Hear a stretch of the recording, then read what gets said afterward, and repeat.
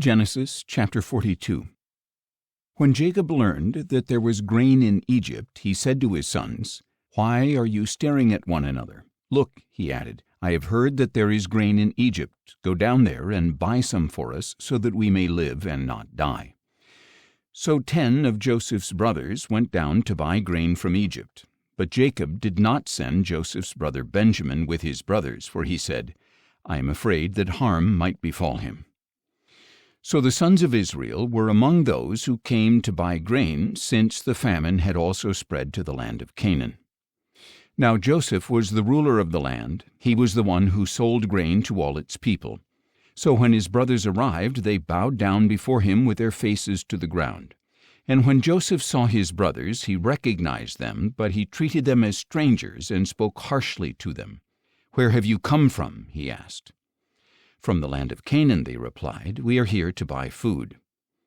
Although Joseph recognized his brothers, they did not recognize him. Joseph remembered his dreams about them and said, "You are spies. You have come to see if our land is vulnerable." "Not so, my lord," they replied. "Your servants have come to buy food. We are all sons of one man. Your servants are honest men, not spies." "No," he told them, "you have come to see if our land is vulnerable." But they answered, "Your servants are 12 brothers, the sons of one man in the land of Canaan. The youngest is now with our father, and one is no more." Then Joseph declared, "Just as I said, you are spies, and this is how you will be tested. As surely as Pharaoh lives, you shall not leave this place unless your youngest brother comes here.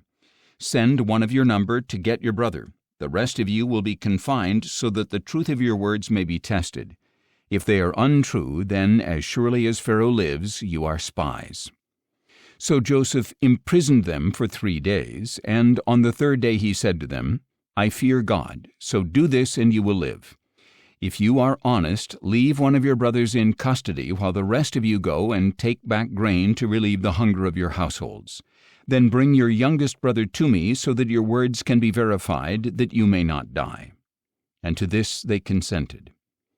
Then they said to one another, "Surely we are being punished because of our brother. We saw his anguish when he pleaded with us, but we would not listen. That is why this distress has come upon us."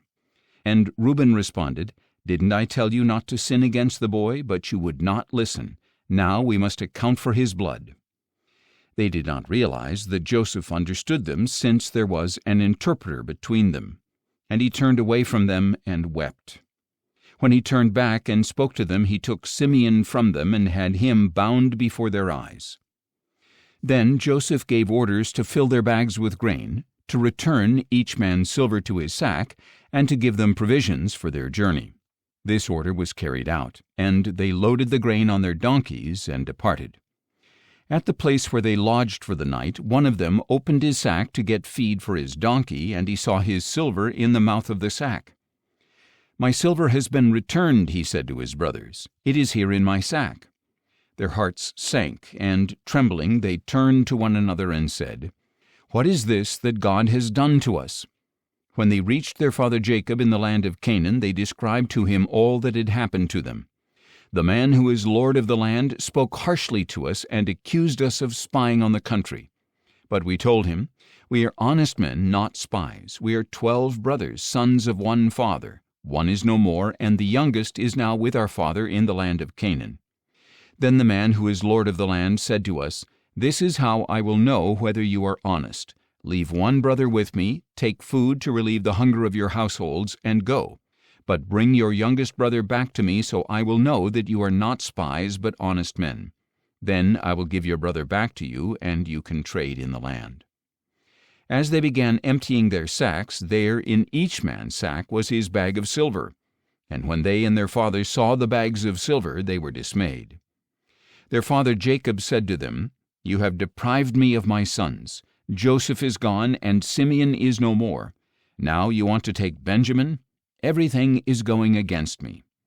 Then Reuben said to his father, 'You may kill my 2 sons if I fail to bring him back to you. Put him in my care, and I will return him.'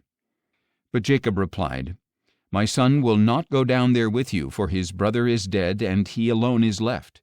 If any harm comes to him on your journey, you will bring my gray hair down to Sheol in sorrow.